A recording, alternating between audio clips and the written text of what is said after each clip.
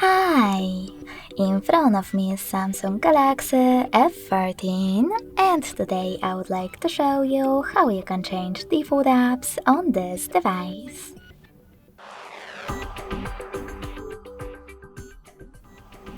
First of all, go into Settings and scroll down to Access Apps section. Now click on Choose Default Apps and pick one of those options that you wish to manage. I want to change my browser app, so I have to click on this section and then tap on my new installed Opera Mini. So when I do that and go back, as you can see, my default app has changed.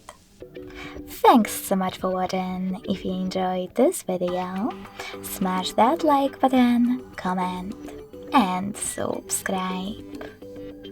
Bye!